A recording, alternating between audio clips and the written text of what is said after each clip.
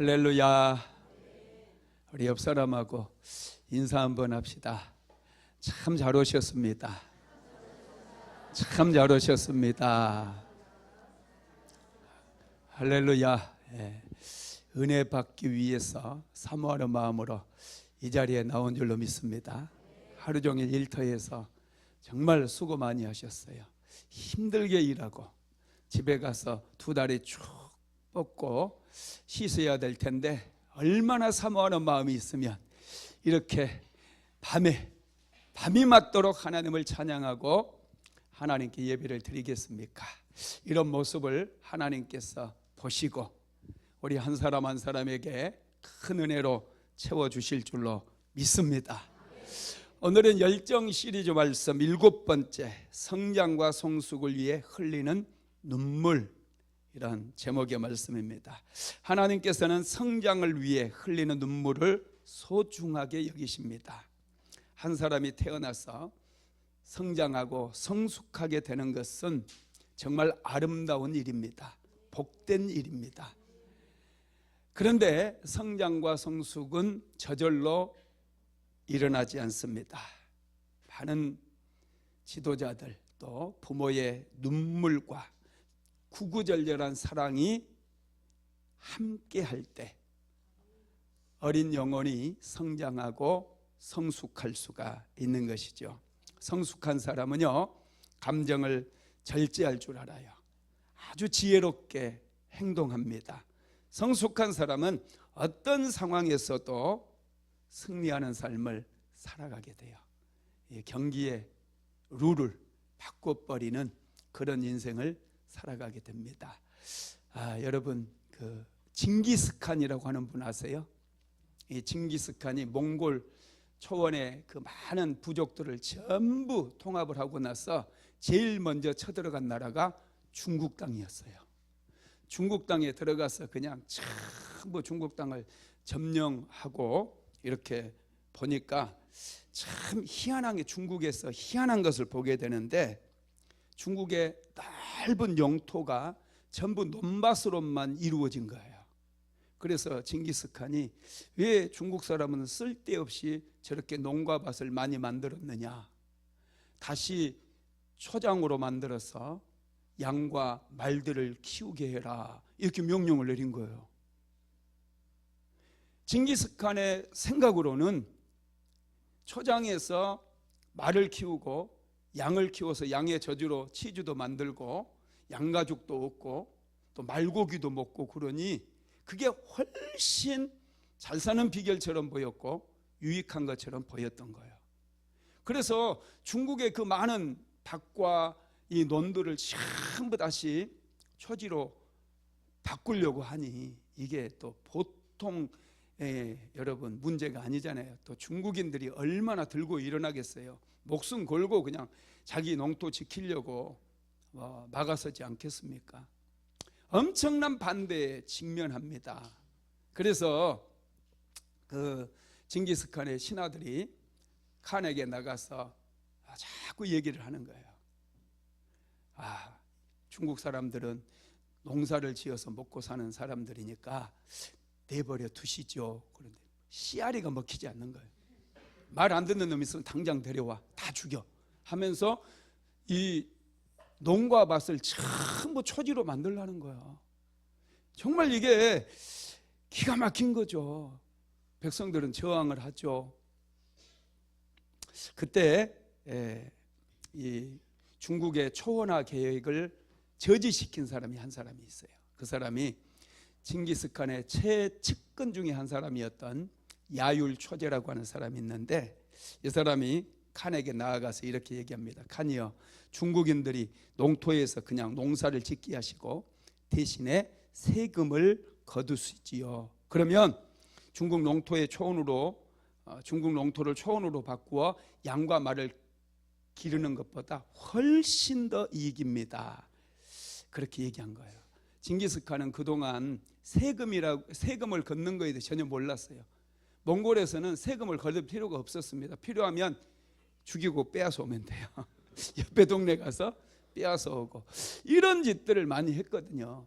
그래서 세금 제도가 있는지도 몰랐고 세금을 거둘 생각을 못했어요.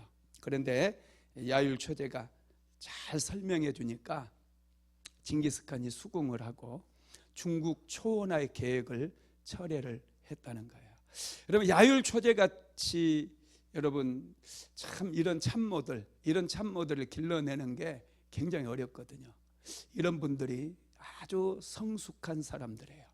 감정대로 사는 사람들이 아니라 굉장히 깊이 생각하고 어떻게 하면 더 백성들도 잘 살게 하고 또 칸은 칸대로 더 만족스럽게 할 것인가, 이런 부분에 있어서 깊이 생각하고 또 좋은 정책들을 만들어 낼 수 있도록 그렇게 만드는 거예요.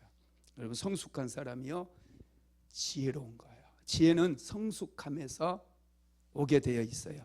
여러분도 지금 인생 살아가는 것이 굉장히 힘들 수 있어요.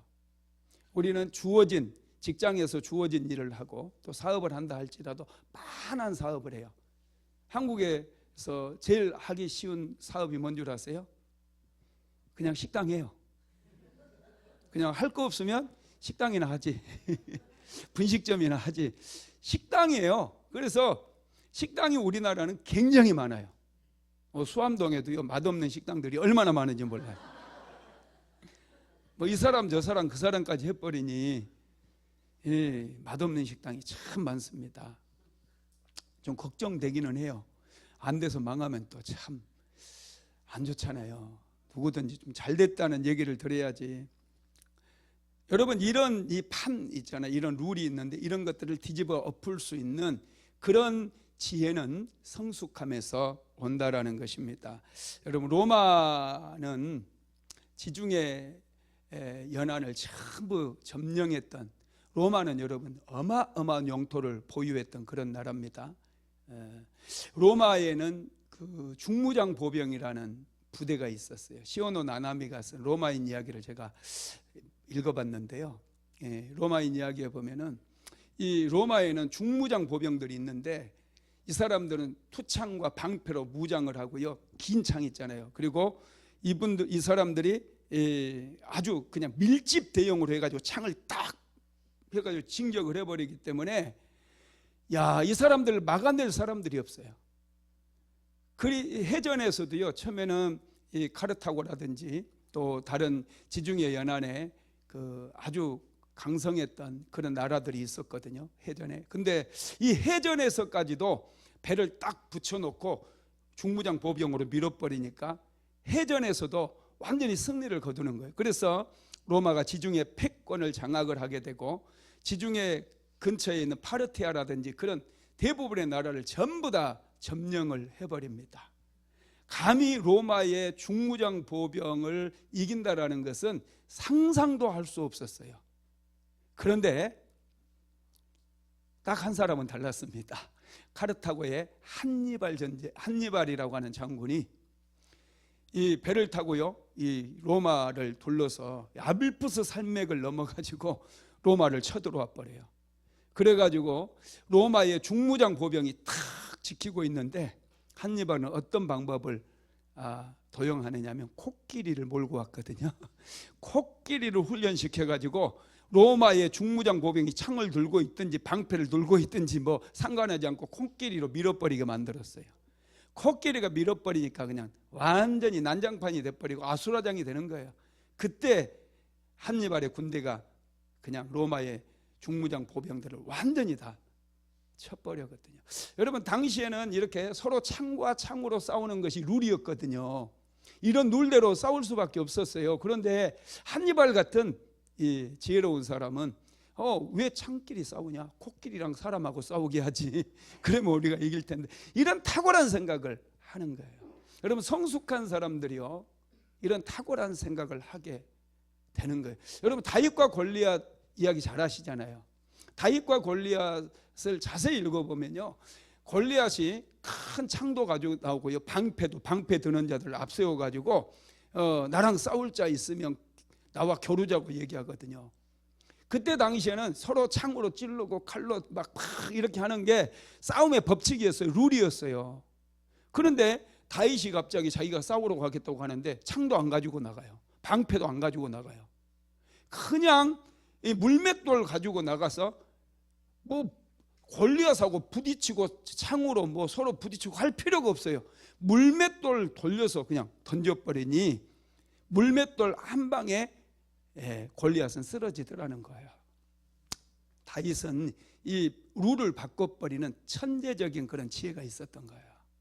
오늘날에도 여러분 이 시대에 많은 변화들이 일어나고 있어요. 많은 세계 최고의 기업들이 여러분 잭 웰치라고 하는 사람이 GE 그룹 세계 최고의 그룹으로 만들어 놨었잖아요. 근데 그게요 시가총액이 지금은 형편없이 떨어져 버렸어요. 지금은 미국의 시가총액 1위 기업이 어딘 줄 아세요? 모르세요? 진짜 몰라요? 아우 진짜 왜 살아?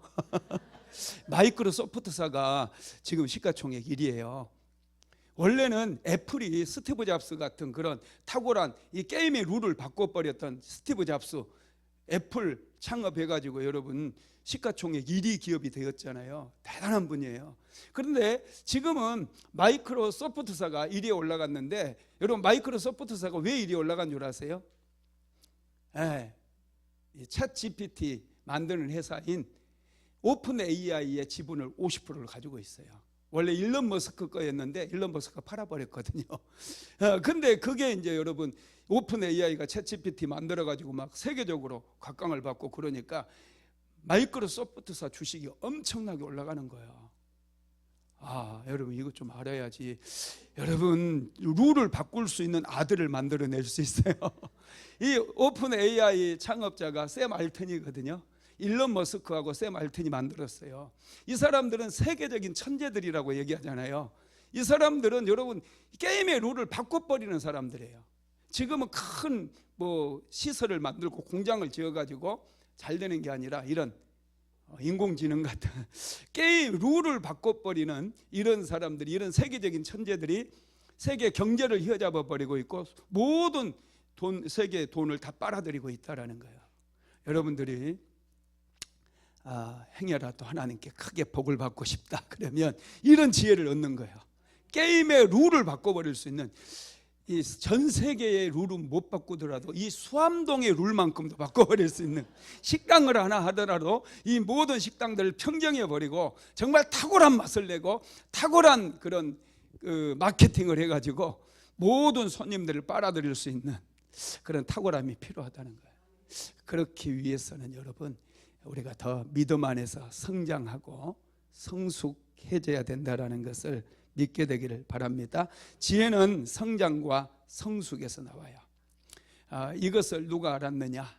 리브가가 알았어요. 리브가는 그의 아들 야곱을 성장시키기 위해서 많은 눈물을 흘렸던 그런 여인입니다. 사랑했던 아들을 떠나보내잖아요. 리브가는 정말 대단한 분이에요. 성경을 묵상하면 묵상할수록 이 리브가라고 하는 이 여인, 정말 열정이 넘치는 여인이고 지혜로운 여인이고 아들을 위대한 믿음의 사람으로 키워내는 그런 어머니이기도 했다라는 것입니다. 여러분 오늘 우리가 읽었던 창세기 27장에는 아버지의 축복을 야곱에게 빼앗겼던 에서가 야곱을 죽이려고 해요.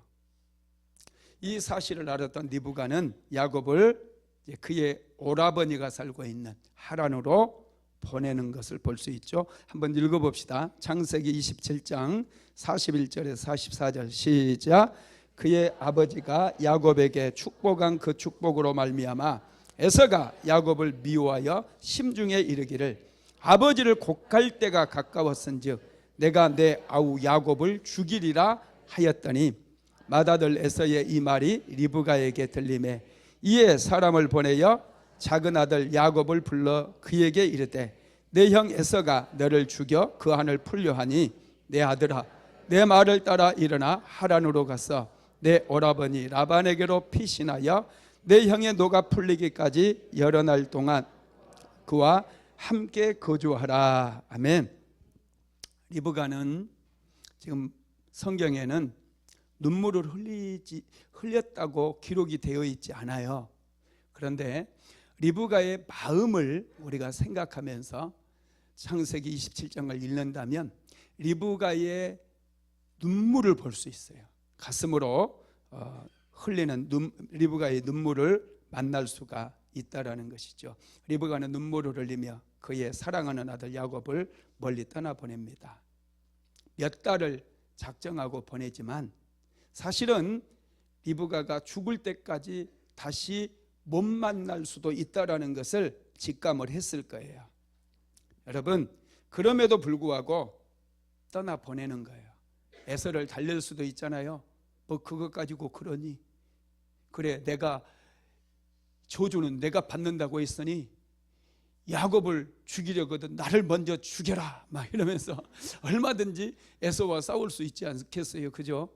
그런데 리브가는 야곱을 떠나보냅니다. 왜냐하면 자녀들은 부모를 떠날 때 더 성장하는 거예요. 최근에 우리 조인규 집사님 막내 아들 성현이가 군대에 입대를 했어요. 어머니하고 성현이가 통화를 하면서 울었대요. 통화를 하면서 하는 얘기가 그날 모든 아이들이 부모와 통화를 하면서 다 울었대요. 한 명도 빠짐없이 다 울었대요. 요즘 남자애들은 눈물이 많아요. 우리 때는 우는 애가 한두 명 있었어요. 그래서 쟤는 울었어? 그러면서 우리가 비웃어 줬거든요. 그런데 요즘 애들은 이제 집을 떠나니까 우는 거예요. 왜 울까요? 왜 울까? 처음으로 집 떠나서 고생한 거거든요. 그래서 부모님 생각하니까 집에 있을 때는 말도 안 듣고 딱 컴퓨터 앞에서 게임만 했던 애들이 이제 군대 가서 고생 좀 하다 보니 집이 그리운 거예요. 집에 있을 때가 좋았구나. 엄마가 해줬던 그 밥이 너무 맛있었구나. 그러니까 눈물이 나오는 거예요. 애들 좀 군대 보내는 거 여러분 즐거워하세요. 좀 멀리, 우리 아들은 내가 대학교도 웬만하면 집에서 멀은 곳으로, 집에서 빨리 떨어진 데로 보내려고 그랬어요. 그랬더니 진짜로 멀리 떨어져 가지고 전라북도까지 갔잖아요. 군대도 좀 멀리 가면 좋겠더라고요. 저는 하나님께 군대 갈 때 하나님, 저는 교회에 가까운 데로, 내가 여의도 순복음교회를 섬겼는데 여의도 순복음교회 근처로 그 부대를 배정받게 해주세요. 막 그렇게 하고 갔거든요. 근데 아들은 멀리 가게 해달라. 사람이 간사해. 저는 그렇게 기도해가 정말로 여의도 순복음교회 바로 옆에 국회의사당 자대 배치 받았어요. 신기하죠? 그러니까 기도하라니까. 기도하면 응답받아요. 저 엄청나게 충격받았어요. 제가 양평에서 훈련을 받았는데, 양평에서 훈련 받았으면 잘 와야, 잘 좋은데 보직을 받아야 양평 근처거든요. 근데 그때 88 서울 올림픽 때문에 이게 또 양평에서 훈련 받은 나를 서울로 끌어올렸어요. 이게 하나님의 계획이 아니고 누구의 계획이겠습니까? 국회의사당 거기 정문에서도 서고 현관 근무도 하고, 또 나중에 거기 의장 공관이라고 해서 의장님 사는데, 대통령이 사는데 청와대, 국회의장이 사는 데는 의장 공관, 거기서 이렇게 제가 근무를 했습니다. 우리 아들은 좀 멀리 가게, 그랬더니 전라북도로 가봐요. 전라남도인가? 거기 전라남도에 가서 군 생활을 했어요.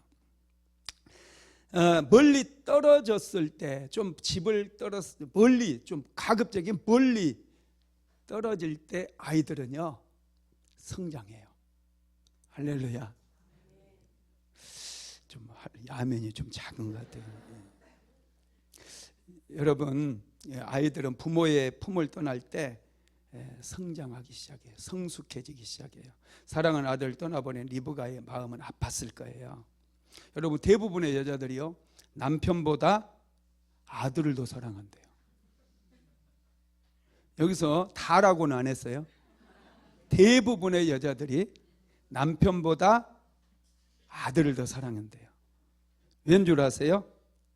남편은 버려도 아들은 버리지 못한다는 거예요. 왜 그러냐면 자기가 피를 쏟아서 낳은 아들이기 때문에 그렇대요. 안 그런가 봐요, 여기는. 네.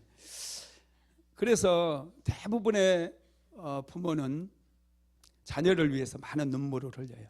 특별히 어머니들이 자녀를 위해서 눈물을 많이 흘립니다. 그런데 그 자녀들은, 미숙했던 자녀들은 어머니의 흘리는 눈물을 먹고 계속 성장하고 성숙한 자녀가 된다는 거예요. 자녀를 위해서 속상해서 울지 마시고, 어떤 여자들은 속상해서 맨날 울어요. 그런 눈물 말고 하나님께 자녀들을 올려드리고 하나님 앞에 기도하면서 흘리는 그 눈물을 통해서 자녀들이 성장하고 성숙하게 된다라는 것입니다. 우리는 눈물을 통해서 사랑을 배우고요, 인생을 배우게 됩니다. 어머니와 자녀의 사랑은 결코 잊을 수 없는 사랑이 돼요. 그래서 성경에 보면 어머니의 사랑을 하나님의 사랑에 빗대었어요. 자, 이사야서 49장 14절에서 16절 한번 읽어볼까요? 시작. 오직 시온이 이르기를 여호와께서 나를 버리시며 주께서 나를 잊으셨다 하였거니와 여인이 어찌 그 젖먹는 자식을 잊겠으며 자기 태에서 난 아들을 긍휼히 여기지 않겠느냐. 그들은 혹시 잊을지라도 나는 너를 잊지 아니할 것이라. 내가 너를 내 손바닥에 새겼고 너의 성벽이 항상 내 앞에 있나니. 아멘. 여인이 어찌 그 젖먹는 자식을 잊겠으며 자기 태에서 난 아들을 긍휼히 여기지 않겠느냐, 이렇게 얘기했어요. 도저히 여인은 자기가 난 자식, 자기가 젖먹인 자식을 잊을 수가 없다라는 것이죠. 하나님의 사랑이 바로 이런 젖먹이를 사랑하는 그 어머니의 사랑과도 같다는 거예요. 그런데 한 걸음 더 나가죠. 그들은 혹시 잊을지라도 나는 너를 잊지 아니할 것이라. 여러분, 하나님께서 우리를 잊지 않는다는 거예요. 내가 너를 내 손바닥에 새겨버렸대요.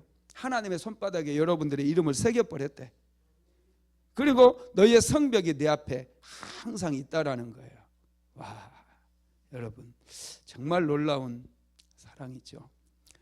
부모의 그런 자녀를 뜨겁게 사랑함으로 흘리는 눈물은 미숙했던 자녀를 성숙한 자녀로 키우는 거예요.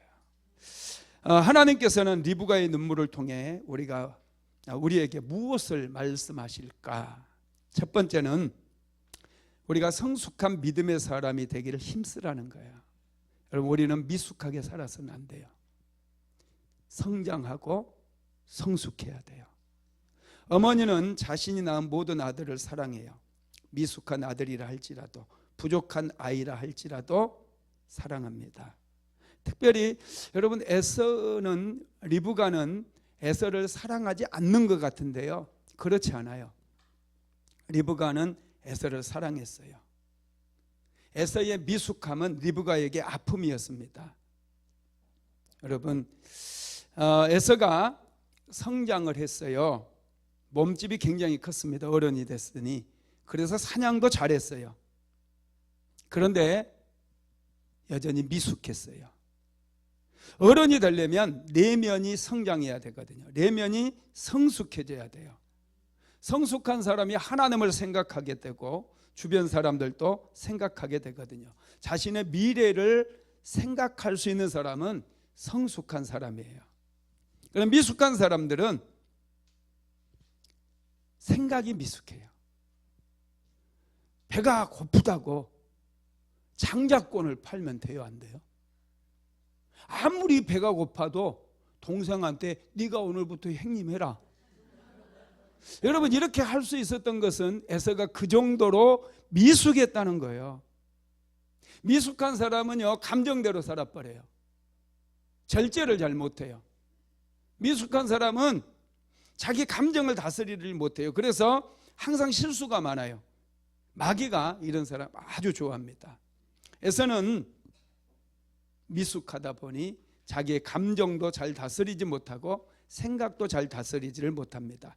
자, 창세기 27장 30절에서 34절까지 한번 읽어봅시다.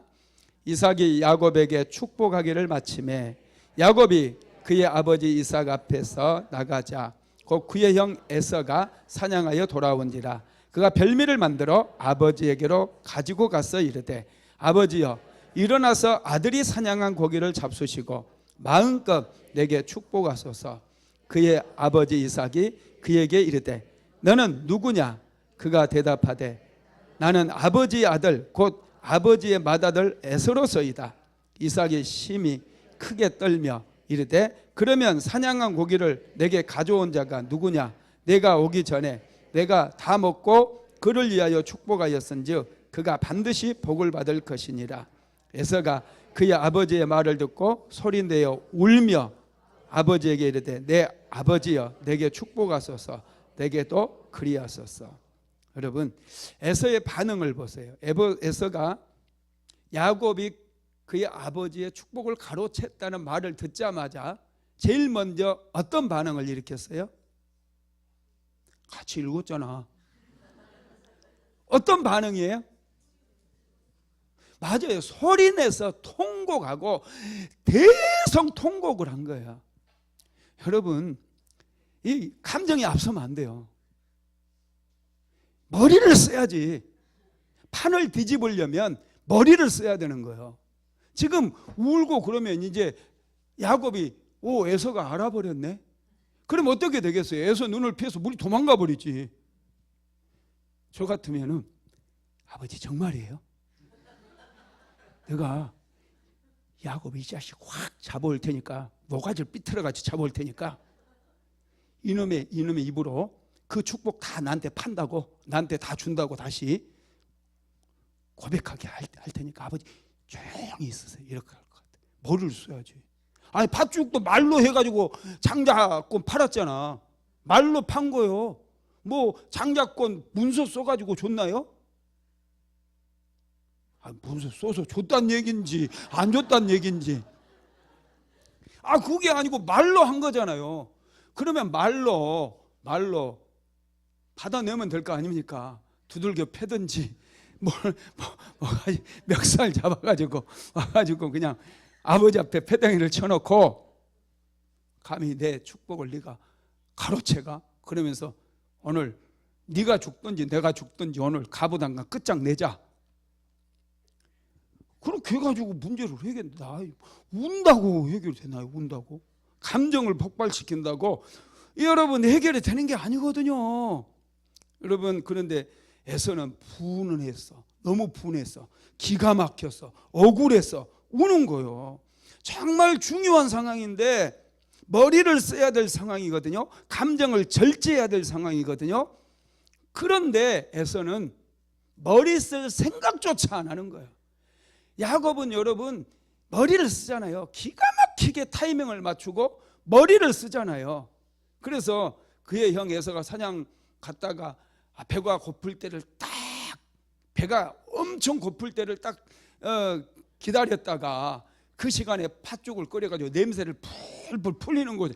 얼마나 이 야곱이 머리를 잘 쓴 거예요. 여러분, 인생 머리 쓰며 살아야 돼요. 안 그러면 몸이 피곤해. 지금은 몸을 써서 살아가는 시대가 아니에요. 그래서 여러분들의 자녀들 여러분 참 잘 키워야 돼요. 신실한 믿음 위에서 성장하고 성숙하게 키워놔야 이 아이들이 아주 지혜롭고요, 이 지혜와 지성이 아주 날카로워져서 이 시대의 경제의 흐름이든지 과학의 흐름이든지 교육의 흐름이든지 이 흐름을 확 깨뚫을 수 있는 거예요. 그래서 게임의 룰을 바꿔버리고 이 시대 속에서 정말 탁월한 인생을 살아갈 수 있게 된다니까요. 야, 여러분 에서를 보세요. 막 감정, 우리 맨날 감정대로 살잖아요. 충동적으로 살잖아요. 충동 구매도 잘하고. 사람을 사랑하고 사람을 움직이게 하려면요, 이 감정이 필요해요. 울면은 그냥 왜 울어 하면서 움직이잖아요, 사람 마음이. 이 마음을 쓰는 게 맞거든요. 그런데 중요한 결단과 결정을 내릴 때는 머리를 써야 돼요. 감정보다는 이성을 사용해야 된다는 거예요. 그런데 에서는 늘 충동적으로 행동하고 감정에 치우쳐요. 배가 고프다고 아무리 배가 고파도 그렇지 팥죽 한 그릇에 장자권을 팔아버리다니요. 그리고 지금 아버지의 축복을 야곱이 가로채버렸는데 지금 울 시간이 어디 있어? 울 시간이 지금 울음이 나와. 지금 다시 되돌려 놔야지. 머리를 써야지. 야곱도 머리를 써가지고 자기 거 다 빼앗아 갔는데 자기도 어떻게 해서든지 머리를 써야 될 거 아닙니까? 그런데 여러분, 에서는요, 이 감정을 먼저 감정대로 살다 보니 결과에 대해서는 책임을 지려고 하지 않아요. 남의 탓하는 거예요. 원망하고 불평하게 된다는 거예요. 그래서 에서처럼 충동적으로 또 감정에 치우쳐 사는 사람들은 항상 남의 탓하며 살아요. 항상 입술에는 원망과 불평이 많아요. 이런 사람은 절대로 발전할 수도 없고 성장할 수도 없어요. 에서는 평생 야곱 탓을 하는 거예요. 야곱이 외삼촌 라반의 집에 가서 몇 년을 살아요? 20년 사는데 20년이 지났는데도 아직도 화가 안 풀렸어. 아, 세상에 20년 지났는데 화가 아직도 안 풀렸다니까요. 너무한 거 아닙니까?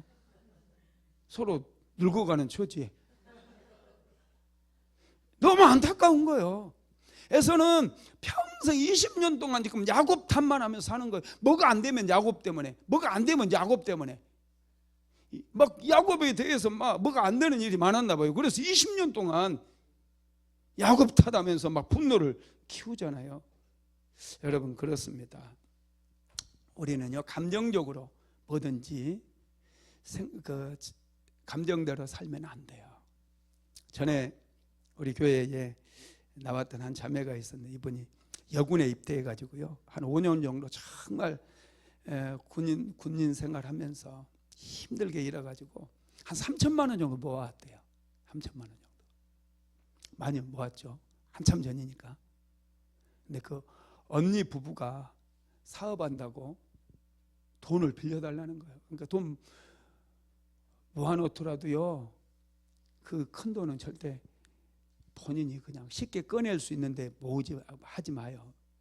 꼭 돈 내면서 잘 맞는 사람이 꼭 빌려달라고 그런다니까요. 빌려달라고 우리가 빌려줬더니 1년도 안 돼가지고 다 덜어먹은 거야.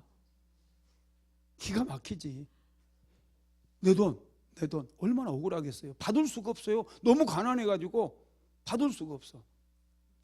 근데 이 자매가 너무 속상하고 막 힘들고 이해가 되잖아요. 너무 속상해.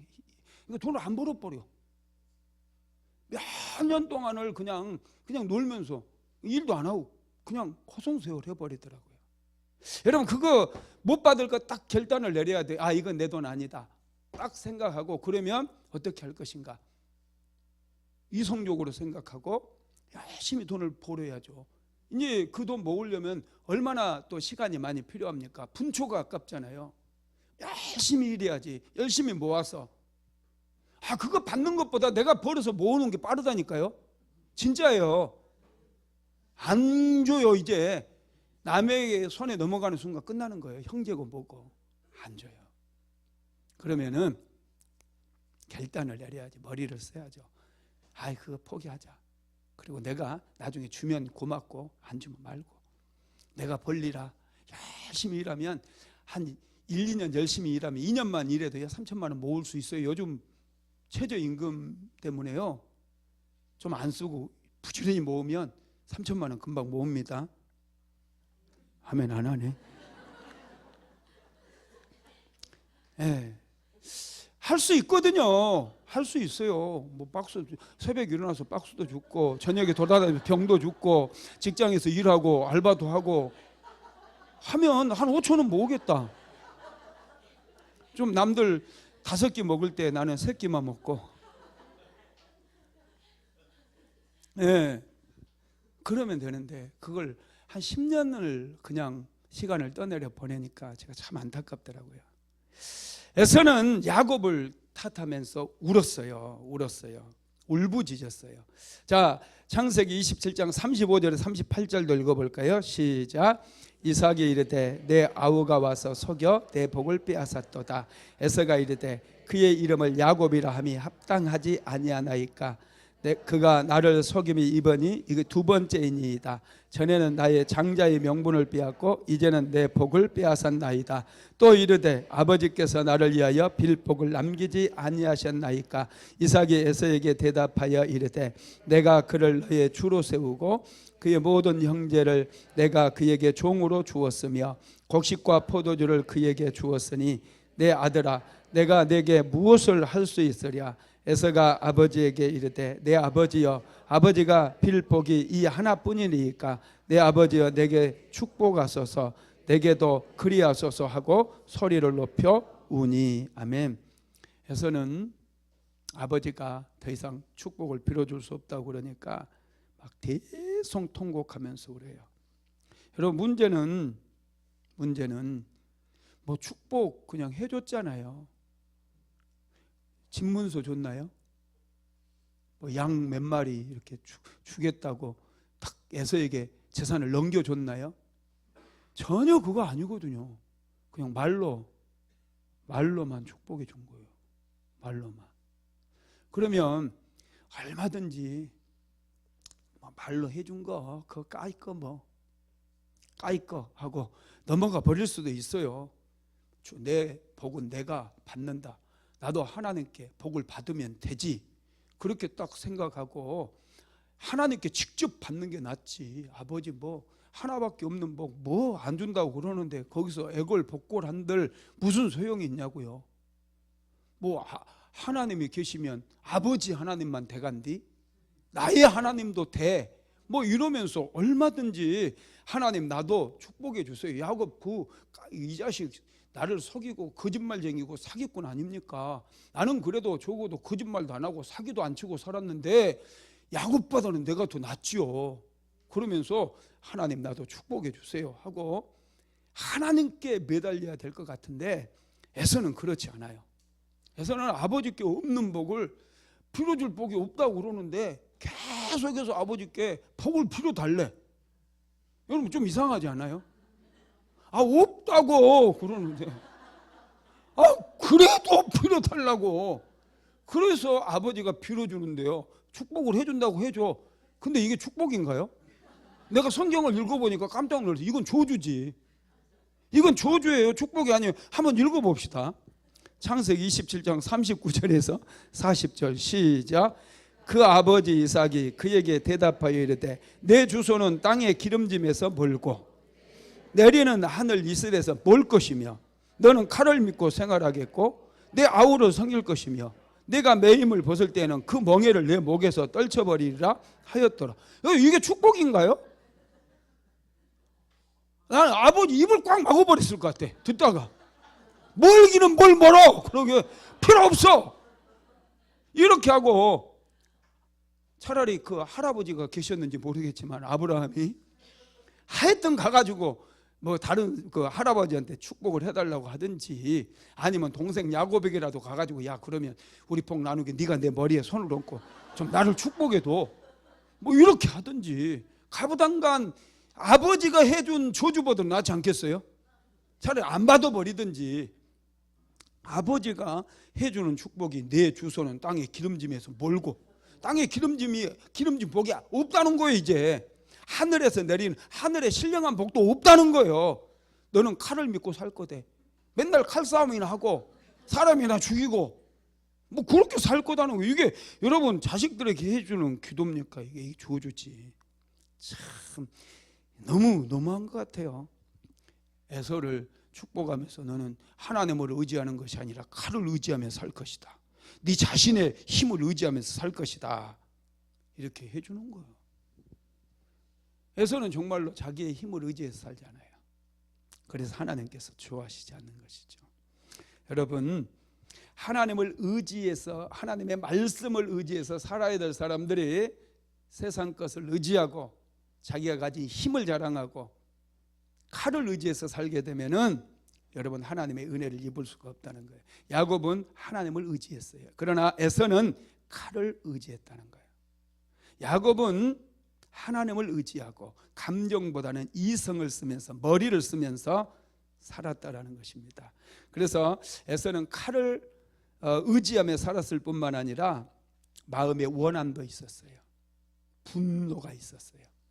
야곱에 대한 분노가 있었습니다. 여러분, 이 분노가 축복을 다 가로막는 거예요. 사실은 이 분노가 믿음을 막아버리고 축복을 막는 거예요. 분노는 우리에게 오는 모든 좋은 것들을 다 막아버려요.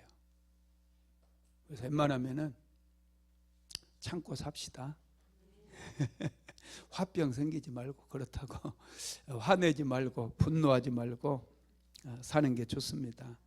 분노가 향하는 곳이 있어요. 분노가 계속 쌓이게 되면, 분노가 쌓이면 어떻게 되느냐? 살인으로 가게 돼요. 그래서 에서는 야곱을 죽이기로 결심하는데, 창세기 27장 41절로 45절 한번 읽어볼까요? 시작.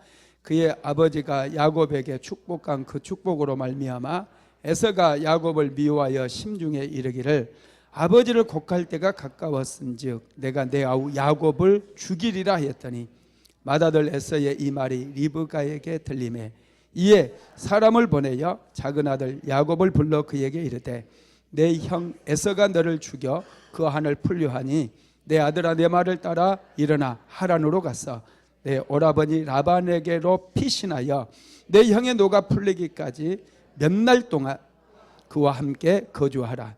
내 형의 분노가 풀려 내가 자기에게 행한 것을 잊어버리거든 내가 곧 사람을 보내어 너를 거기서 불러오리라. 어찌 하루에 너희 둘을 이루리야. 아멘. 42절에 보면 에서의 한이, 에서가 한을 말하고요, 44절에는 노가 나오고 45절에는 분노가 나와요. 점점 분노가 깊어지는 것을 볼 수 있죠.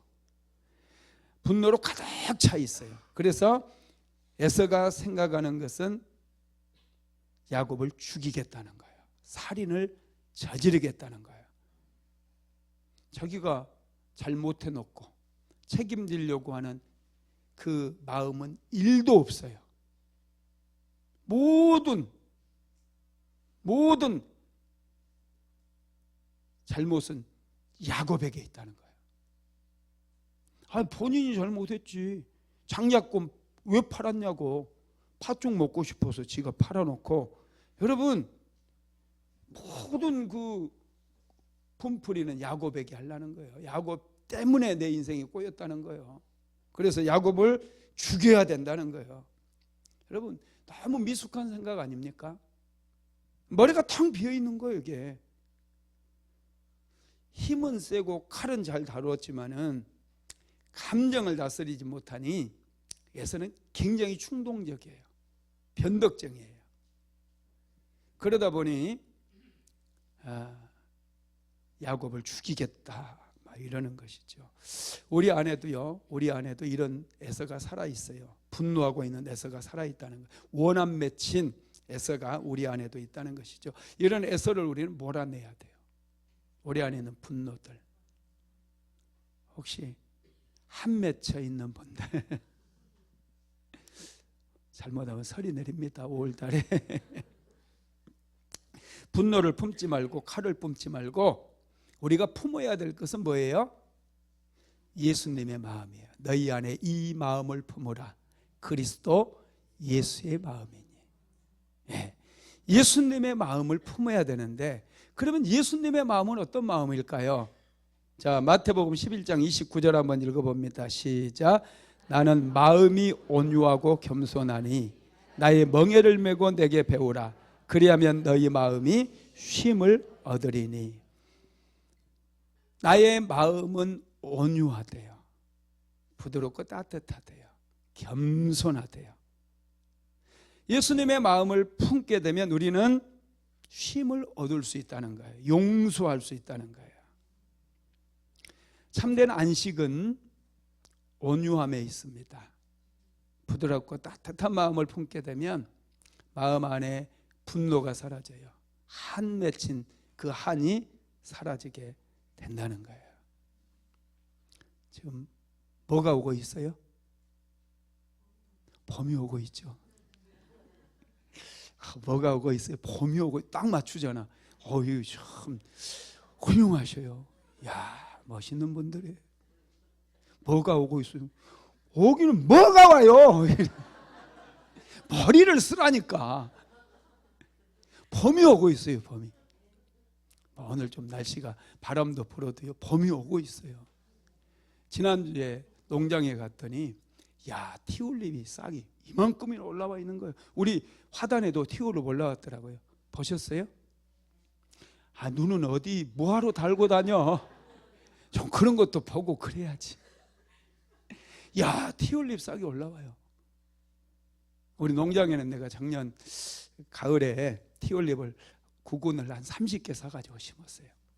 왜 30개만 심은 줄 알아요? 돈이 그것밖에 없었어요. 한 200~300개 사다가 심고 싶었는데 한 30개만 딱 오래 보고 심었는데, 야, 구근이 이제 싹을 틔워가지고 많이 올라왔어요. 또 서산에도 갔다 왔거든요. 서산에도 갔는데 와, 수선화가 엄청나게 싹을 틔운 거예요. 올 봄에 수선화 보러 갈 사람. 내가 데리고 가서 맛있는 거 사드릴게. 와, 수선화가 얼마나 많이 피운 그 싹이 올라오는지. 여러분, 따뜻해지면 생명이 자라기 시작해요.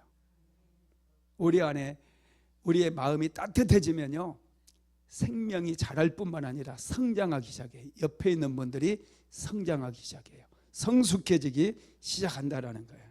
인생 승리의 비결은요, 온유한 마음에 있어요. 지혜의 비결도 온유함에 있어요. 겸손한 마음에 있어요.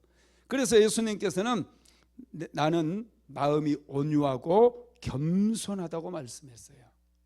또 산상수훈에서도 이렇게 말씀하죠. 마태복음 5장 5절 같이 읽어봅니다. 온유한 자는 복이 있나니 그들이 땅을 기업으로 받을 것이요. 마음이 부드럽고 따뜻한 사람이 복이 있대요. 맨날 그냥 마음이 찬바람만 불어가지고 입만 열면 막 차가운 언어들이 나와. 막 거친 언어들이. 냉소적으로 말하고 차갑게 말하고 약간 또 한 자리 깔고 얘기하고 이런 거 안 좋아요. 어떤 사람이 오면 얼음이 돼버리잖아요. 어떤 사람이 얼음이 깨지거든요. 막 화기애애하고 너무 막 즐겁고 행복하고 막 이야기 보따리가 막 풀어지고 그러는데, 어떤 사람이 가면 갑자기 그냥 영하 40도로 내려가버려요. 얼음이 꽁꽁 얼어버려요. 차가워서 그래요. 말을 차갑게 하고 비판적으로 하고. 여러분, 말을 할 때요, 좀 고급 언어를 쓰라고 그랬잖아요. 우리 순복음 안디옥교회 성도들 수준은요 굉장히 높아요. 할렐루야. 굉장히 높다니까요. 강남 어디보다도 우리 순복음 안디옥교회 수준이 높습니다. 여러분, 그걸 어떻게 하느냐? 언어가 달라요. 언어, 그냥 차가운 언어 쓰는 사람은 순복음 안디옥교회가 아니라 다른 교회 얘기하면 그 교회 시험 들 거 아니야, 그죠? 하여튼 신천지라고 합시다. 걔네들 거짓말 잘하니까. 하여튼 이 사람의 그 품격이나 가치는요, 정말 따뜻한 언어를 쓰는 데서 나와요. 고급진 언어를 쓰는 데서. 좋은 언어 쓰십시다. 따뜻한 언어 쓰시기 바랍니다. 우리는 본능대로 살아서도 안 되고, 감정대로 살아서도 안 되고, 정욕대로 살아서도 안 돼요. 예수님의 마음을 품어야 돼요. 예수님의 마음을 배워야 돼요. 예수님을 닮아가야 돼요. 본능대로 살면요, 멸망하는 짐승 같은 인생이 되어버려요. 우리는 날마다 성장하고 성숙해야 돼서 생각하는 것도 배우고, 말하는 것도 배우고, 또 내 감정을 다스리는 법도 배우고 자꾸 배워야 돼요. 여러분, 배우면 새로운 길이 열려요. 배우면 환경도 변화되는 놀라운 역사가 일어나게 됩니다. 지금 첫 번째 했는데 28분이네요. 주여. 자, 두 번째 합시다. 두 번째로는 결과에 책임지는 사람이 되라는 거예요. 야곱에게 축복을 빼앗겼던 에서는 마음속으로 이렇게 결심을 해요. 41절에 보면 그의 아버지가 야곱에게 축복한 그 축복으로 말미암아 에서가 야곱을 미워하여 심중에 이르기를 아버지를 곡할 때가 가까웠은즉 내가 내 아우 야곱을 죽이리라. 네, 야곱을 죽이겠다고 심중에 생각해. 마음으로 생각하는 거예요. 마음으로. 그런데요, 이 마음으로 생각하는 마음의 소리를 누가 들어요? 리브가가 들어요. 42절 한번 읽어봅시다. 시작. 맏아들 에서의 이 말이 리브가에게 들리매 이에 사람을 보내어 작은 아들 야곱을 불러 그에게 이르되 내 형 에서가 너를 죽여 그 한을 풀려 하니. 야, 리브가는 열려 있었어요. 귀가 열려 있었어요. 에서의 표정을 보았을 때 에서가 심중에 품었던 그 말이 리브가의 마음에 들려온 거예요. 야곱을 죽이리라. 그래서 리브가는 결단을 합니다. 야곱을 떠나보낼 때가 되었구나. 그래서 야곱을 그의 외삼촌의 집으로 보내는 겁니다. 여러분, 성숙한 사람이 된다는 것은요, 잘못에 책임을 진다는 거예요. 우리는 내가 잘못한 것에 대해서 책임을 질 수 있어야 돼요. 리브가는 야곱을 위해서 철저하게 희생을 하죠. 이삭에게 축복을 받을 때도 잘못되면 자기가 저주를 받겠다라고까지 얘기를 해요. 하나님께 들었던 그 음성에 대해서 끝까지 자기가 할 도리를 하는 그런 모습을 리브가를 통해서 볼 수 있죠. 세 번째로, 익숙한 것들과 결별할 때 새로운 문이 열린다는 거. 우리 익숙한 것을 너무나 좋아해요. 성숙한 사람이 되기 위해서는요, 익숙한 것들과 결별할 수 있어야 돼요. 리브가는 그의 부모를 떠나서 이삭에게 시집 오기 위해서 그의 부모를 떠나서 가나안까지 왔어요.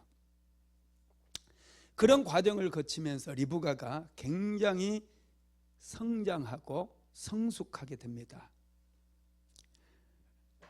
야곱은 이제 그의 아버지의 집을 떠나서 그의 외삼촌 라반의 집으로 가면서 그는 정말로 위대한 믿음의 사람으로 성장하기 시작해요. 익숙했던 아버지 집에 머물렀더라면 야곱이 어쩌면 사기꾼으로 그의 인생이 끝났을 수 있어요. 아버지 집을 떠났을 때, 익숙한 것들과 결별했을 때 비로소 야곱은 하나님의 이름을 부르게 되고 하나님을 찾게 되고 하나님께 기도하게 되는 거예요. 그러면서 위대한 믿음의 사람이 되었다는 것이죠. 그래서 여러분, 저와 여러분들도 자꾸 새로운 도전이 필요해요. 맨날 텔레비전 보던 삶의 라이프 스타일을 바꾸셔야 돼. 맨날 유튜브만 들여다보고 있는 이 라이프 스타일을 바꿔서 그 시간에 하나님께 기도하고 자기를 키울 수 있도록, 성장시킬 수 있도록 뭔가 배우고. 여러분, 그렇게 하지 않으면요, 우리는 성장이 안 돼요. 익숙한 것들을 빨리 결별해야 된다는 거예요.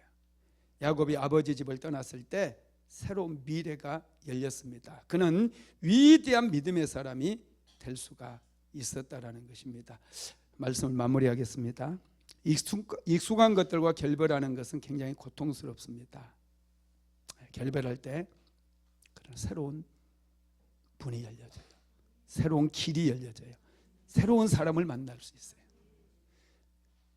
요석이 호주 유학 가가지고요, 와, 신났어요.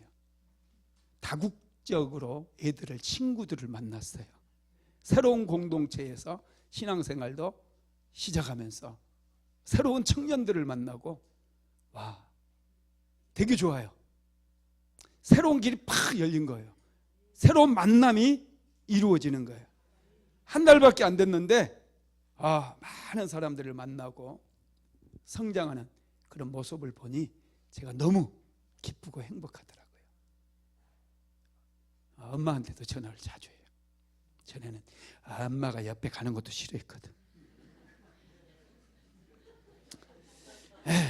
여러분, 사람을 익숙했던 그 나의 라이프 스타일을 좀 바꾸고 그럴 때에 우리가 더 성장하게 되고 성숙하게 된다라는 것을 믿으시고, 자녀들 여러분 멀리 보내는 것에 대해서 두려워하지 마십시오. 우리 자녀가 위대한 믿음의 사람이 되겠구나, 여러분 그렇게 생각하면 나중에 게임의 룰을 바꿔버리는 그런 자녀들이 다 될 줄로 믿습니다. 고마우신 하나님 감사드립니다. 오늘 금요 성령 집회를 우리에게 허락하시고 기쁨으로 예배하게 만들어 주시니 감사합니다. 우리의 모든 기도를 들으시는 하나님, 오늘 이 밤에 부르짖고 간구한 모든 기도 제목들 다 응답받게 하여 주옵소서. 가정가정마다 문제가 해결되고 기적이 일어나게 만들어 주시고 새로운 길이 열려지고 새로운 문이 열려질 수 있도록 주님 축복하여 주시옵소서. 오늘 또 건축예물 드린 손길이 있습니다. 교회가 세워진 같이 사랑하는 아들이, 사랑하는 딸이 하나님의 은혜 가운데 인생이 세워지기를 간절히 소망하며 건축예물 올려드렸습니다. 우리 주님 기쁘게 받아주시고 순복음 안디옥교회 새성전이 아름답게 세워진 같이 사랑하는 아들, 사랑하는 딸의 인생이 세워지고 하나님 앞에 크게 복을 받는 복된 자녀들이 될 수 있도록 역사하여 주시옵소서. 예수님의 이름으로 기도드리었습니다. 지금은 우리 주 예수 그리스도의 무한하신 은혜와 아버지 하나님의 극진하신 사랑하심과 보혜사 성령 하나님의 감동감화 충만케 하시는 역사가 더욱더욱 성장하고 성숙하여 위대한 믿음의 사람들이 되기를 간절히 소망하는 하나님의 모든 권속들 위에, 사랑하는 순복음 안디옥교회 모든 성도들 머리머리 위에 이제로부터 영원토록 함께 있을지어다. 아멘.